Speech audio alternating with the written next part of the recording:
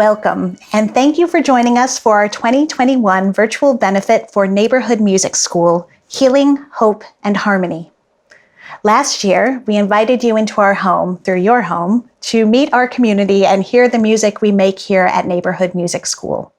This year, we invite you to join us as we explore the music and musicians that began growing and building here at Neighborhood Music School and have now extended in varying, exciting, and healing ways through our alumni, partners, and students. My name is Claudia Quintero. My name is Alex Lalane. My name is Dolores Cruz. My name is Bridget Giza. My name is Martin Olvera. My name is Louis Lonegro. Hi, my name is Susanna Lonegro. My name is Michelle Wolf. My name is Raphael Liebig. My name is Dr. Joshua Smith. My name is Matthew Andrew Angel. I think that music has always been inspirational. And when I listen to people who can sing or can play an instrument, it was as if they had a superpower. When I got to elementary school and they had a music program, I definitely wanted to sign up because I wanted to kind of wield this tool that almost seemed like a magic wand. What attracted me to the violin was, it's a funny story because I used to tell people like, oh, I saw Itzhak Perlman play Zigeunerweisen when I was whatever such age. But I told myself, just be honest. What really got you into play the violin? And it was Bugs Bunny playing Hillbilly Hair on an episode of Looney Tunes. And after I saw him play that like kind of bluegrass kind of violin episode, he's making the two guys poke themselves in the eyes and making them fall off of cliffs. And when I saw that, that's what made me want to play the violin, to play music like that. The school, the director at the time said, we have Miss Anna Antonian, who is a violinist, and I started playing with her. And when I got to her, I was just playing, little songs here and there. And she asked me to join her ensemble. There was 4 of us, and then it came down to 2 of us, Bridget Giza and I. And she and I played duets for a long time. We were really good friends, and we did a lot of playing together here, a lot of playing. And we learned together, and we helped each other in some of the pieces that we played together. The reason this school is so important, especially to the community, to me, it's because of the location.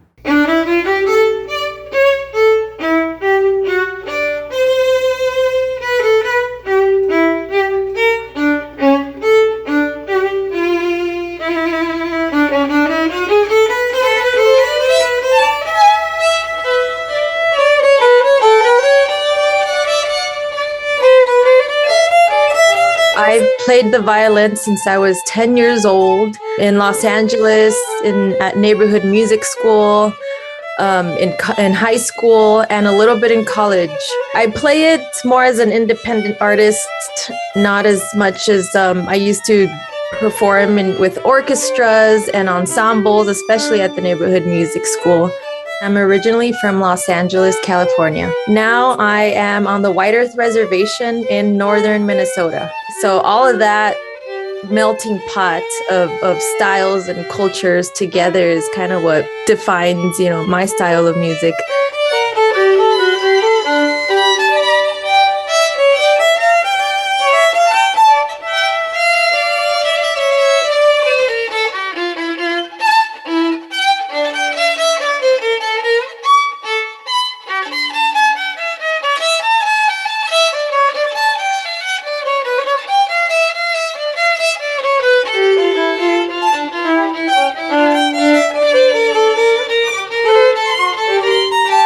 The people up here, the Anishinaabe, they also hold, music very dear to their culture and everyday lifestyle. And so I've been part of this culture now, this community for 4 winters.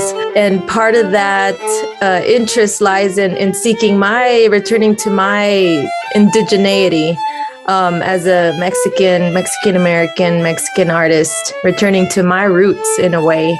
So music is everywhere, music is powerful. Music is our voice when our voice is not being heard. We take out our drums, we take out our songs that have been passed on through generations, and not just up here in northern Minnesota, but each and every one of us has lineage. We all have our ancestors, and a lot of our ancestors' musical instrument stems from is a drum. We are more alike than we are different. Music has influenced me in terms of discipline, my self-esteem. It's helped me cope through various ups and downs of life. It got me through the pandemic, practicing my instruments, singing, playing my drum. I'm teaching myself how to produce music now. That hadn't been something, but growing up, but it's definitely an interest, and I want to merge electronic music with acoustic music.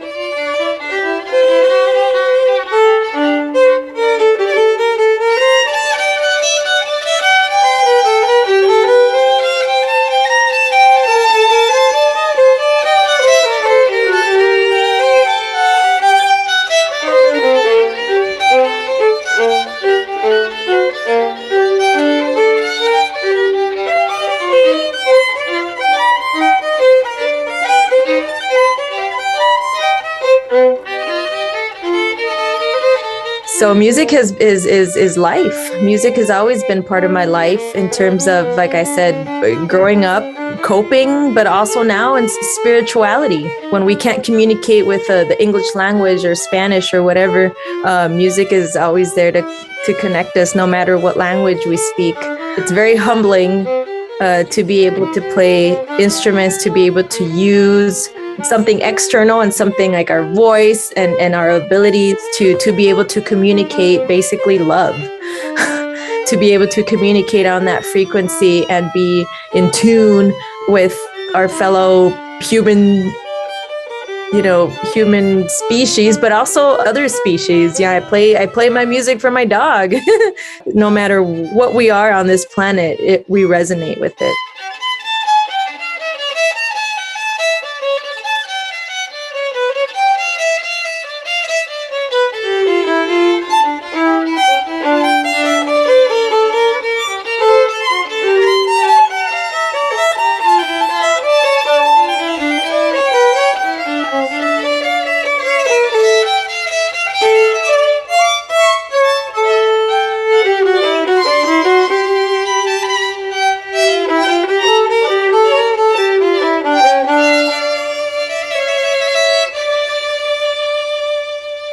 I'm so glad the neighborhood music school is doing so well. I'm trying to do a little studio lab for some of the native kids up here too. So I wish we had a neighborhood music school up here. Well, I'm just forever grateful that you're part of a good team there. I think there are things that just can't be expressed in words. That's why we have art. And music is just one of those things. I mean, we all sometimes hear something, a new music piece that comes out in whatever form we hear it. It expresses something that words just aren't enough to say, but we need the music, or an artist has found a poetic way of communicating it, or it's a nonverbal piece of music that is speaking to your emotions or a way for you to process something. I often use music to process emotions. And so it's just a valuable piece of the human experience. And you know how it is with kids, when you first introduce it to them, it's a discipline. But I'm seeing them begin to love playing music. As like anything, the better you get at it, and when you can play it well, you start to enjoy it. And so I'm starting to see that kind of glitter in their eye with respect to music, and it's really exciting. And again, like the fact that I can do this not just for my kids, but through the neighborhood music school, that I can do this for other kids, it's really exciting.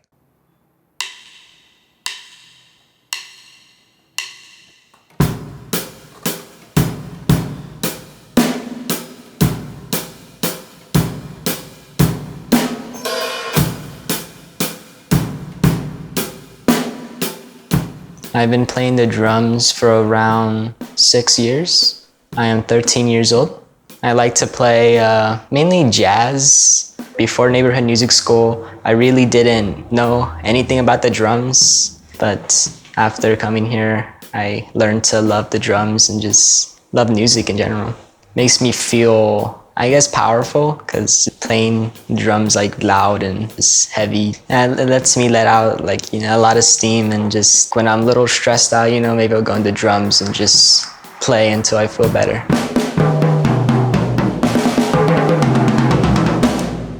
Music is just always around in my family. I grew up, my mom singing, my brothers singing, and music was always a big part of our lives.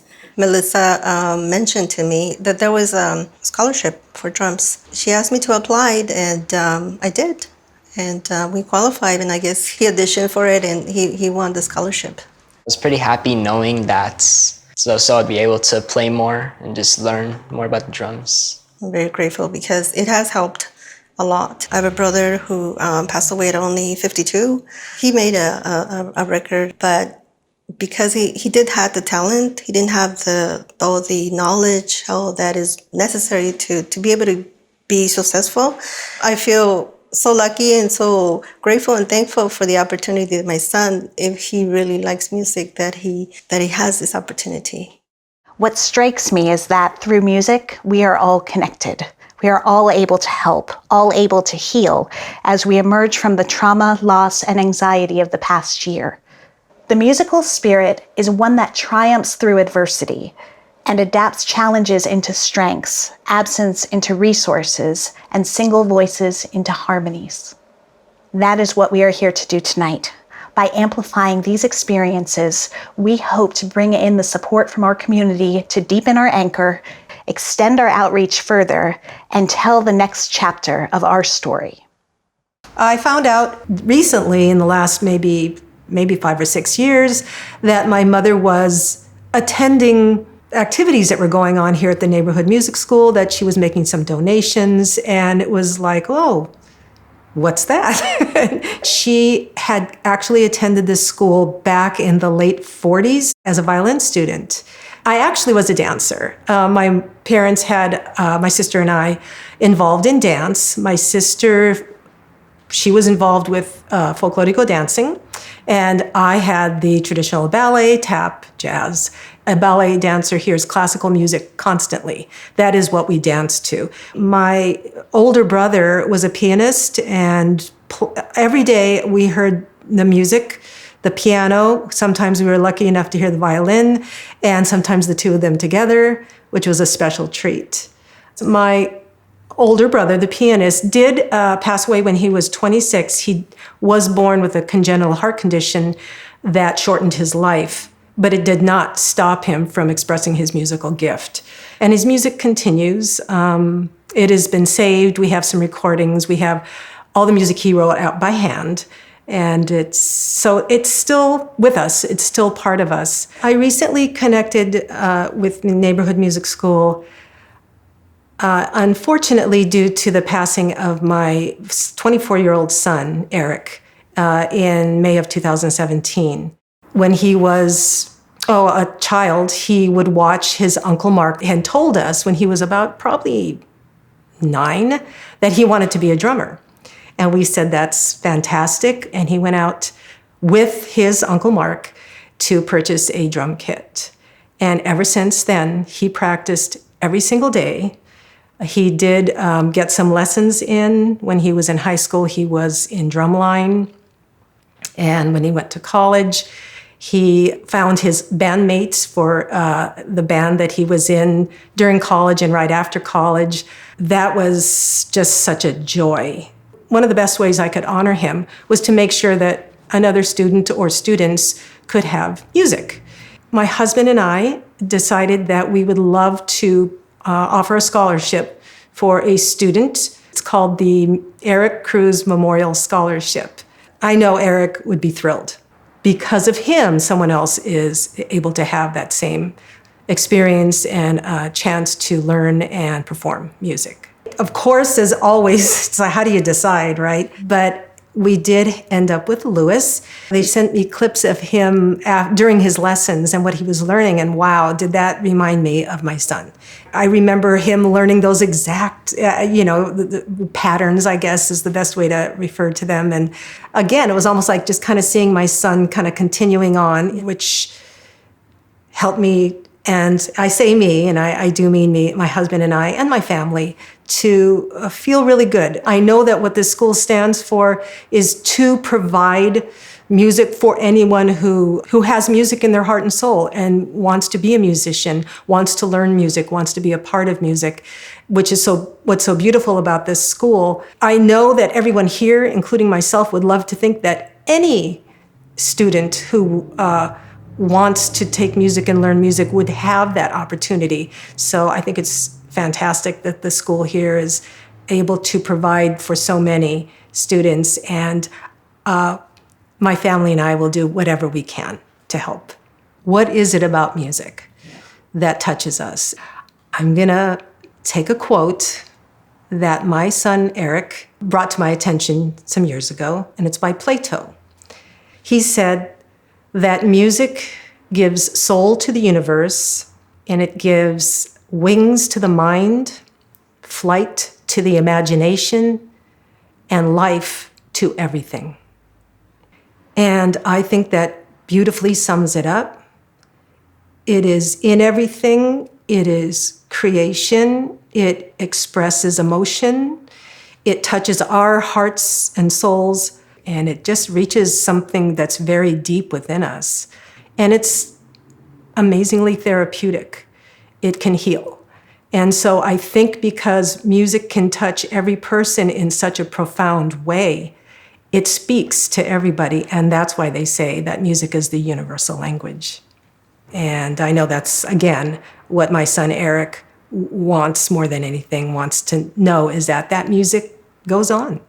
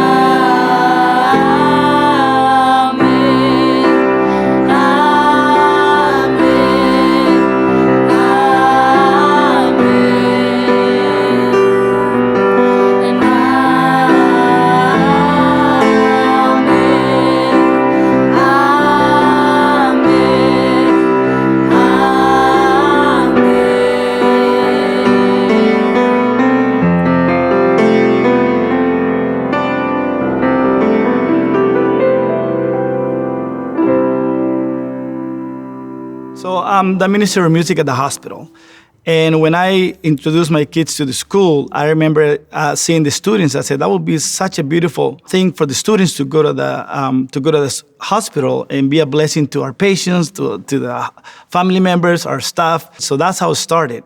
our desire just to bring music, bring healing melodies, to create that environment for our patients. The impact that the music school have had in our hospital has been huge. Many patients have talked about how beautiful the music is. And just to see the students so young coming and just playing beautiful tunes, I've seen it in the feedback of the patients, even the nursing staff, to the point that they will call me in the middle of the week asking me, where are the students coming back? The patients are asking. It's changed their lives to the point that every time they will come, the patients were already looking forward to that.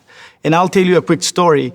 We had one patient, she had a surgery, I don't remember if it was a knee or hip, and she was there in her bed for a long time.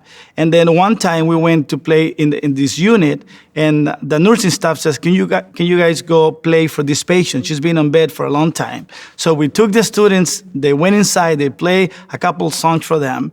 And then a week later, I went back to the unit, and the nursing staff said that changed her life. When she heard the music, she said before she didn't want to eat, she was very depressed because she doesn't have any family members. But when the kids came and played for her, she got so excited. All week, she kept asking, when are you coming back? I want to hear more beautiful music. So that's the kind of impact that the music school has been doing for our patients. Their main worry and concern when they're here at the hospital is to be healed and go home. But it's really hard to do that when we don't create the environment of healing for our patients. And the neighborhood music school has been able to provide that for our patients, our hospital, and everyone else. Donations made tonight will support our scholarships, our outreach, and build our direct course for the future. We also have some very exciting announcements to share, and as always, the opportunity for us all to come together and build the harmony that we raise in a chorus of growth, artistry, and humanity. Music plays such an important role in healing. Again, like I said before, there are things that can't be communicated in words. It was so amazing the way that music comforts, that music helps to express our emotions. And when you're going through a loss, like, you don't want to talk. You don't want to talk. Music's just there with you, and it's speaking for you, and it's expressing things for you. Or sometimes, even if it's not a loss, maybe you're having an exciting moment and you want a friend to kind of share it with. And if no one's there, the music is your friend, and it's expressing all the excitement of the moment. And I actually think during this pandemic where people have had to kind of be indoors, music has been people's friend, and they've used music to kind of be a go-to source for sort of processing things. So I think it continues to be a source of healing. The artists of our world continue to inspire and to find new ways of kind of processing and expressing the realities of our world and pushing us to think about possibilities and hope and what have you. So music is absolutely tied to healing and restoration. I am Vice President of Programs at Puente Learning Center here in Boyle Heights. There's a very rich history of music in the community of Boyle Heights. Mariachi Plaza here in Boyle Heights.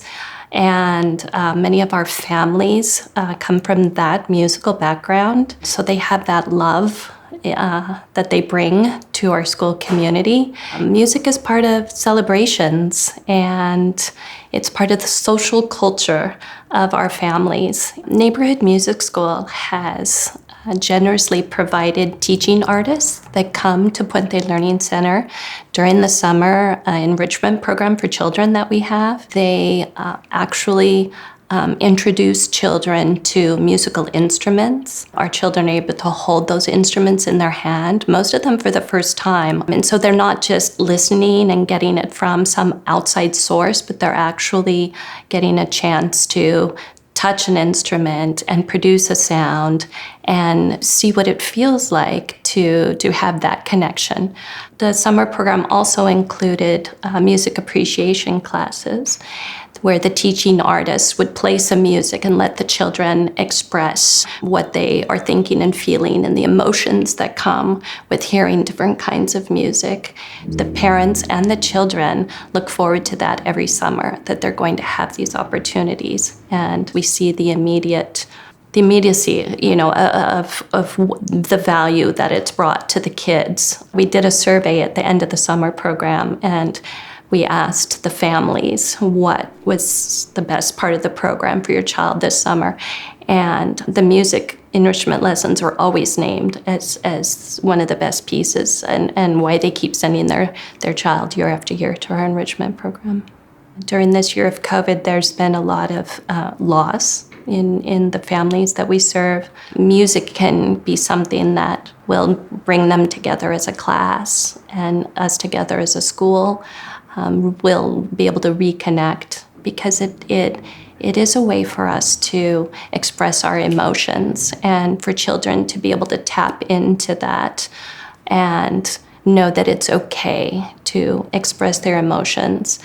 But we also feel really happy to be able to invite the neighborhood music school into our home and use it as a venue for their families and their classes and their celebrations they have. We have a very large multi-purpose room space, and the music school has given us a piano to have in that space so that when they have a recital or a family gathering of their own, they can come and use the Puente event space. It's a partnership that's really worked beautifully over the years, and we're so happy that we can give that to the neighborhood music school, who has given us so much.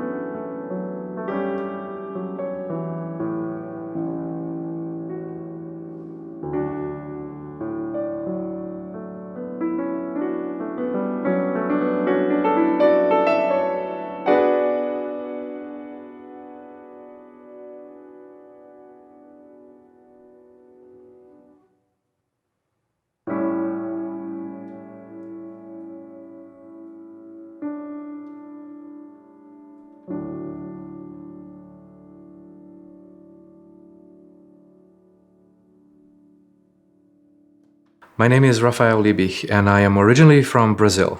I've been in the United States for 14 years now. I came to Los Angeles to pursue graduate school, to pursue my doctorate at USC. And since then, I've been working here in LA, went through the whole immigration process, and last year became a US citizen as well. When I was a senior in high school, and you have to make that decision of what major I want to pursue, I was very confused, very, very lost. I had an idea that for some time that I wanted to pursue med school, but that sort of crumbled. And the pressure was rising and the time was coming that I needed to fill out the applications. I was debating between music and physics. I think one of the things that drew me to music and keeps drawing me to music and makes music important for me is the fact that I've always enjoyed learning something. I love polishing something and getting it better and better and better. On the other side of the same coin, I have a huge job as a teacher, which I truly love as well. I bridge from, how do I learn my things? What kind of strategies? What is my method of learning? And then I take that and apply that to my teaching and convey that to my students. And it's super interesting to see when something clicks and when I can see that something that works for me also works for them. When I'm talking about cooking or I'm talking about music, I like to think of something beautiful, something that will move.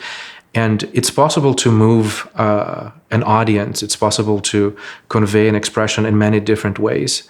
I try to find different ways of perfecting it or tweaking it or adding a different ingredient or subtracting something or changing something in my cooking technique, which is all what I do also in the pianos. Like I change my gesture, I change my approach in order to achieve a different sound result, in order to interpret the music differently, and then discover also a different component of that piece of music, a different way that I can express it and a different melody or a different rhythmic pattern that I can bring out and embellish my interpretation of that music. It was funny. I never wanted to teach. I always thought I wanted to be a concert violinist. I wanted to play at Carnegie Hall, and I wanted to play with a big orchestra. And it wasn't until my last performance here, I went out to help out a friend. He asked me, would you like to teach a viola class? Because, our viola teacher's not here. It's not very hard. It's kind of like the violin. You just have to teach technique and they're beginners. I said, yeah, why not? It's only going to be 1 or 2 Saturdays. I did one class and I fell in love with teaching. It was just something about helping someone to learn something, and it was just a great feeling. And ever since then, I was 18 and I've been teaching ever since. I want the knowledge that was passed down to me to go to another student and just keep on going. And I've had so many great students throughout the years, and some are not musicians, some are continuing to be musicians, some are becoming, they're going to school to be doctors, they want to be lawyers, they want to do other things, and that's fantastic. I never tell my students, you have to be musicians, you have to do this. This is just something that helps you get through what you're going through sometimes. I had somehow a skill of being able to convey complex ideas in easy ways and try to translate that in many different ways to my students. And in that, I would discover how the student learned. What would be the best way, or what would be the phrase or the gesture or the idea that I would use to convey something to a student that will make it click. That made me passionate about teaching. Number one, because I discovered that I could do that. My mom used to say that that's something that I got from my grandmother. She knew how to guide us as we were, me and my brother as we were kids. But that was something that I enjoyed even in the exercise of becoming a teacher. Always exploring a different vocabulary, a different approach, a different technique, a different image, a different suggestion or a gesture, to discover how the students learn. We talk about visual, we talk about using your auditory sense, like listening. We talk about the physical part. We talk about investigating the keyboard, of course, analyzing the sheet music and looking at the notes. We have all of these components to learn about music. And as a teacher, it's up to me to discover, number one, to each student, how do they learn better? One thing that I also really enjoy about teaching is always that idea of respecting the student's level, respecting the student's skills, but always challenging that to the next level. There is a very academic word that we use for teaching, which is called scaffolding. You know, it's always, yes, building toward the top, building the foundation. But sometimes we don't actually even think of the next level or the next floor. We revisit things that we learned before, and then on that we grow, on that we develop in order to go to something else. Little by little we grow. And that is one interesting thing that is very important for me as a teacher to be aware of. My story with Neighborhood Music School started when I was about to graduate from USC. I was finishing my doctorate, and I was on that urgency of trying to see where my next step was going to take me. I was able to get a temporary renewal of my student visa, but I needed to get a job for that.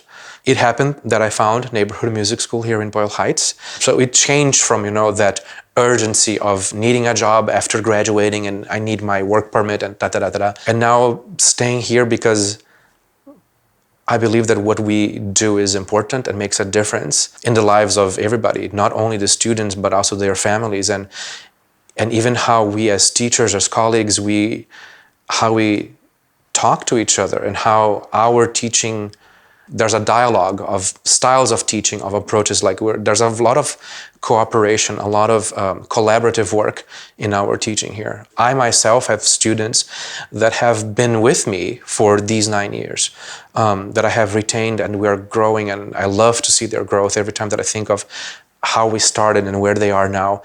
Each of them with their different journeys and all of that. It's been an amazing testimony of, I think, what we all do here as a whole.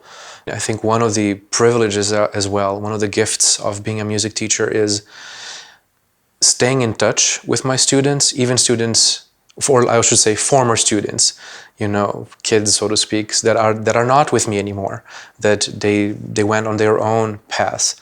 You develop this relationship with the student and with the family. So that is one gift that I carry with me, being able to stay in touch with my kids, who I know a bunch of them are going to college now, it makes me feel old, but that relationship that we develop and see their progress, see their trajectory and see where they go, it's definitely one of the things that also brings me a lot of joy. Seeing my students stay in touch with me and report of their journeys, it's a true gift as well.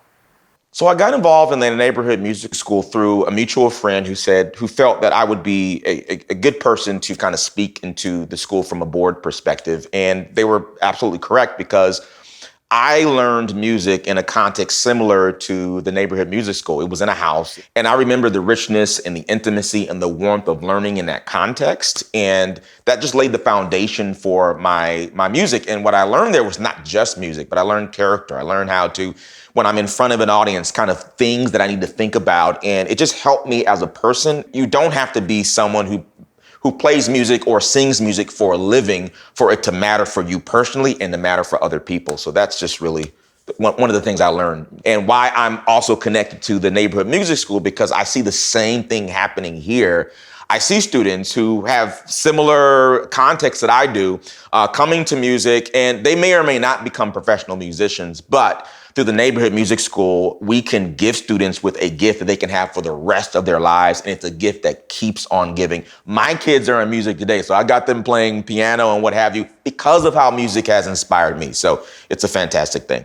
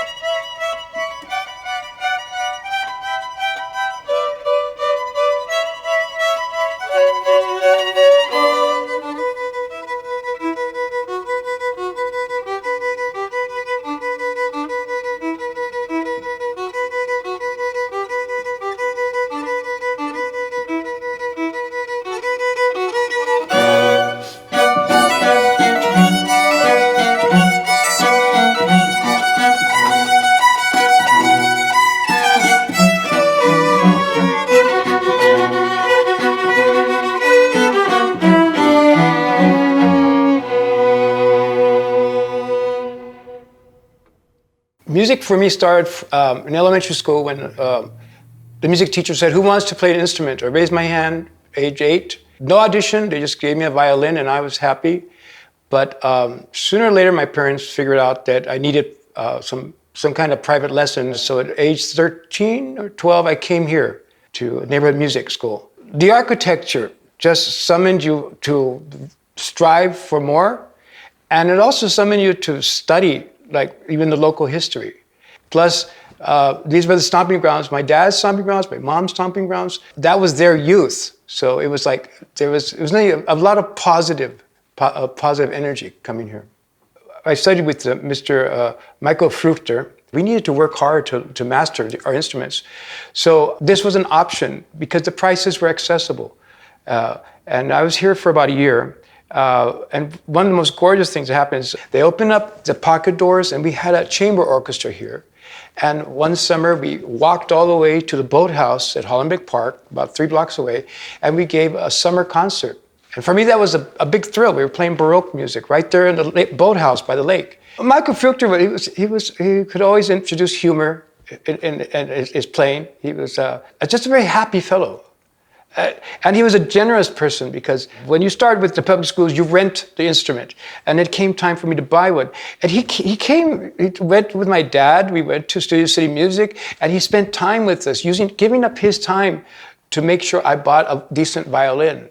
That kind of modeling is a behavior that my twin brother emulates with his music students. or I will emulate with my music students. I have a musical family. They're through thick and thin. My father just passed away in October. During the time taking care of my father for those last 2 years, music is a discipline that prepares you. It just prepares you. You know, you have, it's like that, I think it's a Japanese term, gamma, where you just swallow hard and you take, and you just have to do the work. I'm third generation Mexican. So my parents were bilingual and I couldn't speak Spanish. So it was a very humbling experience to learn Spanish. So all the ethnics were stuck here together. And it was the magic of my parents' generation that redlining became a vehicle for multicultural celebration. So that chamber orchestra that I was involved with here, there were Chinese and Japanese and Mexicans, you know, and it was all mixed. And for me, that was normal, that was natural, that was fun. I felt at home. I also felt I was carrying on the legacy that my parents gave me. You know, I mean, and that my parents, they found a way to continue that education. My dad took me to go see Korean folk dancing when I was like 9. There's a Spanish word, you know, weaving. You were weaving connections, always weaving connections. You never felt, one never felt that somebody was that different. Oh, you saw so many similarities. And if you're singing, you're always singing different languages anyway. They connect you with other people that are used to creating. And that becomes a beautiful experience. And quite frankly, it just continued to open doors for me throughout my life. I remember going to see the last opera production, LA Opera, Roberto de Veró, with a Mexican tenor, Ramon Vargas. And as I left, I thought, I will not see a live performance in perhaps years. And, you know, it hit me. I knew it was coming. And we didn't rehearse with the mariachi that I was involved with. We didn't have live performances of the dancers. So I didn't play much violin. And I was conscious that I was rusty. So years ago, I'd met Travis Lofton, who's on faculty here in violin. And I wrote him an email. I said, look, I need to get back in shape. I understand there might be an ensemble for us, or can I join the kids or whatever? And we were able to form a quartet. We've only been rehearsing like 2 weeks, 3 weeks. And it's like being back in the saddle. It's being back home. I mean, it's just a wonderful experience. And I'm grateful for that, because to have survived the pandemic, think about it. Where did this opportunity come from? Well, it came from, you know, this place. And it was accommodating and it was safe. I don't do that with all the music schools, but I do it with this school particularly. And part of it is just the sheer architecture. To come into a place that has so much history, 12-foot ceilings, plaster walls, so you can always sound better here than you do at home. You know, all the more reason for me why this place is so special.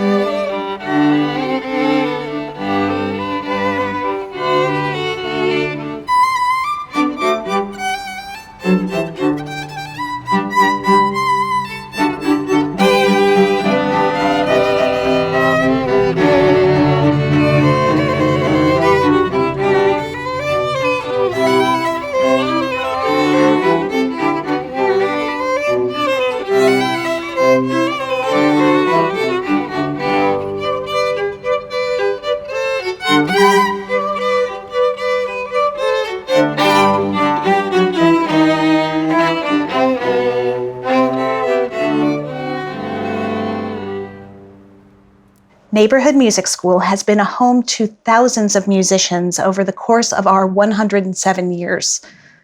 Generations of friends, families, communities, and partners have come together to share one simple and strong connection: music. Through that exchange, we have all been given the opportunity to explore, to grow, to assess, to build, to transform in ways both expected and surprising. It's incredible to see teaching artists, students, partners, and alumni bring that strong connection into the world they build, and the many powerful ways that music can transform ourselves, our communities, our society, and our future. I've been playing the piano since I was about 7 or 8 years old. My family includes my mom and my sister, Bridget, who is also an alumni of the Neighborhood Music School.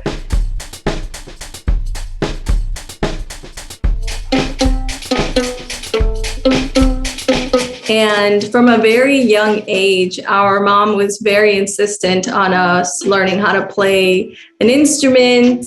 My sister, she started playing for orchestras when she was about in the 3rd grade. She started playing the violin at school.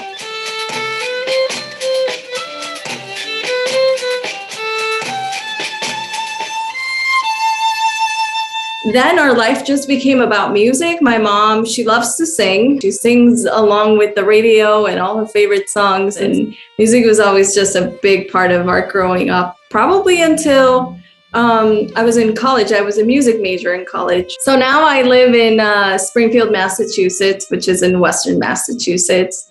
And here I moved here to go to law school. So I'm now a lawyer. And music sort of took a little bit of a backseat when I was in law school, but the minute I graduated law school, I felt like I needed to go back into music. So I also sing, and I sang with the Springfield Symphony Orchestra chorus.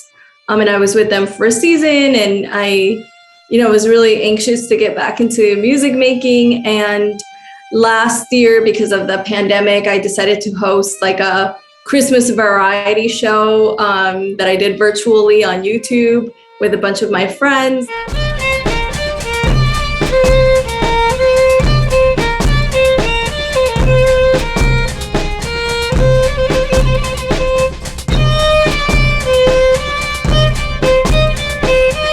But our time at the Neighborhood Music School was really great. I was always enamored with the building because it's a very New England-esque type of building, very Victorian. And I was always like, this is such a beautiful place to come and make music. And I remember I was always enamored by the stairs and the rooms and the wood and the piano. And I always thought I was like some Victorian lady playing the piano there. My mom became friends with some of the moms. So it was a little bit of a community there. We knew a lot of the kids there.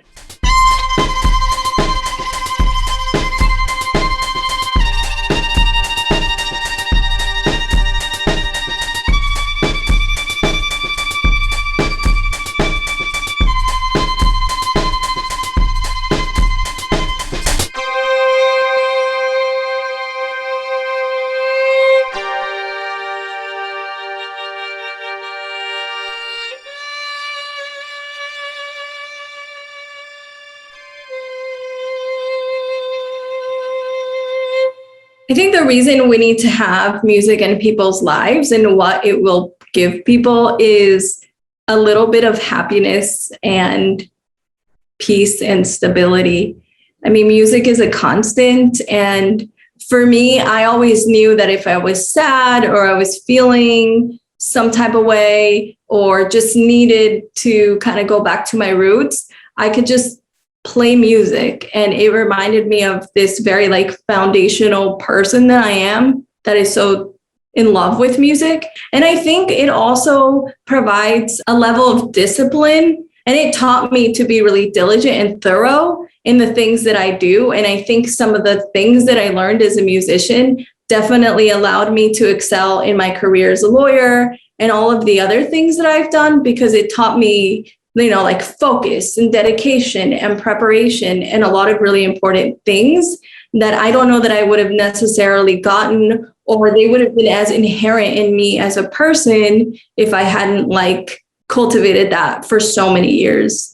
I do bring my music into my work, sometimes directly. So sometimes if I'm invited to speak or something like that, I'll take my saxophone out and I'll play and I'll try to create an analogy out of what I was playing. But also, I just think that anybody who's an artist, there are certain kinds of things you experience. So sometimes the creative process in putting a song together is similar to the creative process of writing an essay or writing a play. And for me, playing music, it puts me in touch with the creative process that helps me in other kinds of ways, even teaching writing or writing myself. When I have gone through really difficult times in my life, I have turned to music to help me heal and to help me sort of retreat from the world and feel better. Like if Neighborhood Music School were to expand and could be plopped anywhere in the world, I think it should be everywhere in the world, because it's such a invaluable resource to communities.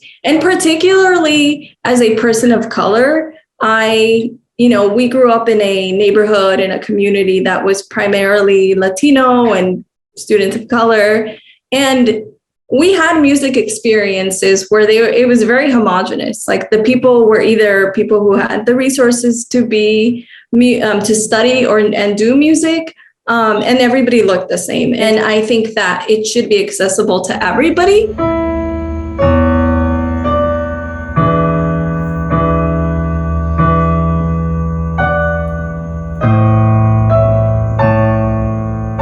Having a place like the Neighborhood Music School that could create some sort of community and access to students would be incredible. And maybe if it were a little bit bigger, so that it could have more rooms for students to do more in other instruments and have like bigger ensembles or orchestras and things like that, or even a choir.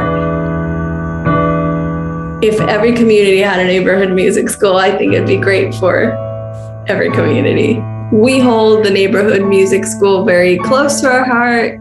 It's a place where we really developed as musicians and grew into, I think, the musicians that we are, and definitely gave me the confidence to apply to be a music major in college.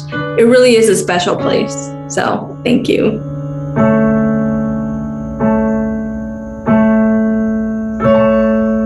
When the pandemic shut our doors, we were faced with a challenge that we all accepted: to keep our teachers teaching, our students learning, and our community connected, and to emerge from this historic time of strife with more resources, deeper opportunities, and stronger connection as an artistic home and community anchor.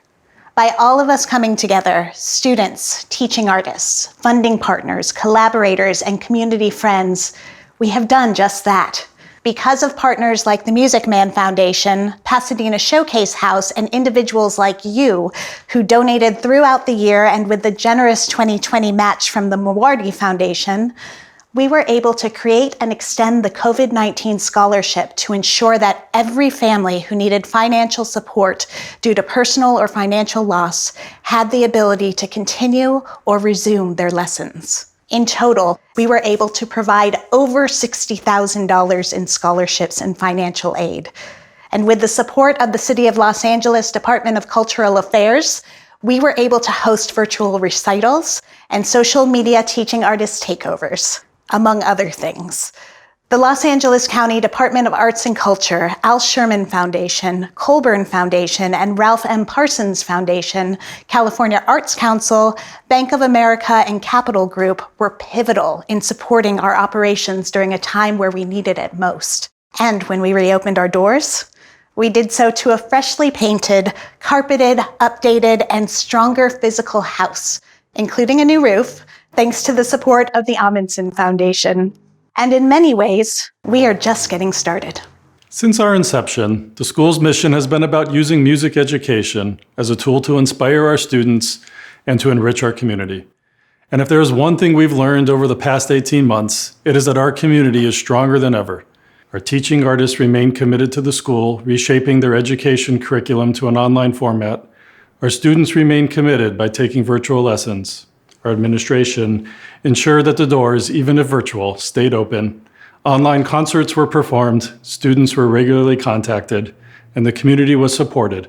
And as we just heard, many of you continue to invest your time and money in the long-term success of the school. We have seen firsthand how music not only consoles and heals, but also provides hope for the future. And as we reflect on the future and we see the continued demand and need for music education, we know that we need to grow. We need more classroom space, we need better parking, we need a concert space, we need space to expand our ability to help our youth become healthy, actively engaged members of the community, and if they so desire, to not be afraid to pursue creative careers. I am pleased to announce that we are starting to lay the foundation for that growth tonight.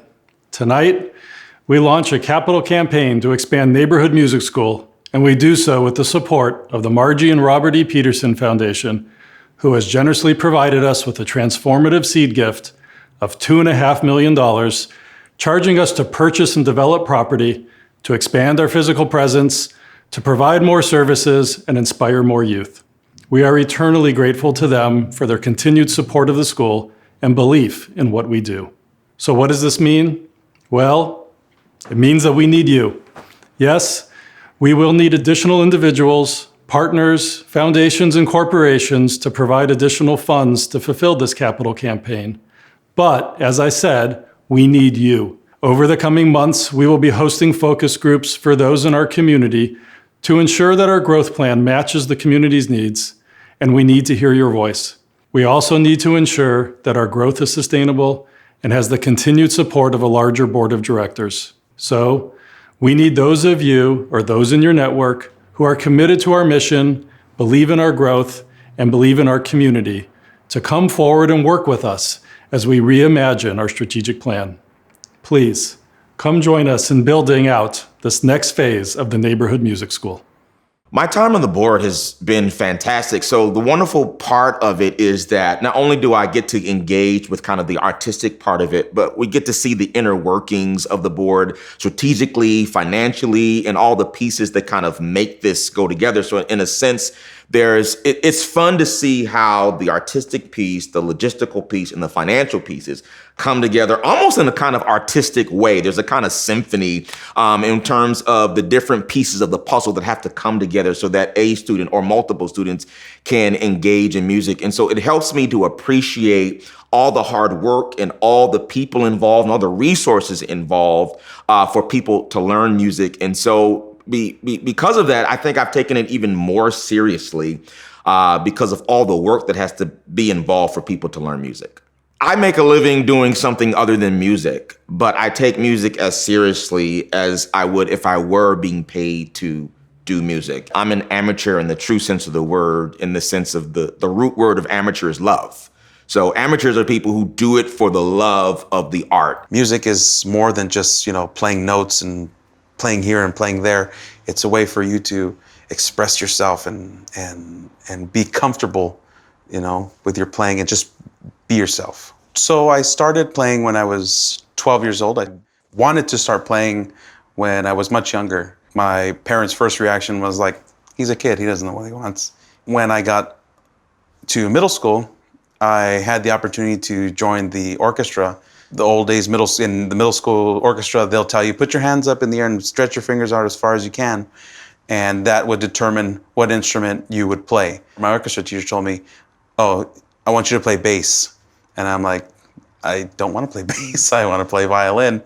And from there, I joined the Belvedere Middle School Orchestra. I tried to join my high school orchestra. I went to Garfield High School, but By that time, the funding for music in all LA Unified School District had just dropped. The only class available for orchestra, for violin, was a 0 period class, which was 6 a.m. to 7. So my grandmother said, let's do something else. Let's do private lessons. I said, okay, let's do private lessons. My grandfather was doing his route. He was an MTA for 30 years. So he saw this school, neighborhood music school, and he says, why not there? Being here at the school, it made me feel like I had a place, a real special place to be. Coming here was just amazing. My grandma would sit right here. This was my classroom right here. And my grandmother would sit right there, and she would listen to every minute of that lesson. I've always wanted my students to be dedicated to whatever they're doing, whether it's taking lessons from me or taking any other kind of class that they have that they're really interested in. I want them just to be, I guess, be comfortable with making mistakes. It's so weird to say. I don't care that you make mistakes. That's fine. Make all the mistakes you want. Just never make the same mistake. Make new mistakes so we can fix them. I want my students to love it, to love playing music. It's wonderful to see that places like this are still going strong and still taking in students and still doing the things that I love to do. And music is so important to this community, you know. And when I was growing up, this school, and there was only one other school, that's it. Music is just such a great thing to have in your life. And, you know, it doesn't always have to be the violin or the piano or anything. It could be guitar, it could be a flute, it could be anything. It could be drums. It could be whatever you want, as long as you do it out of love.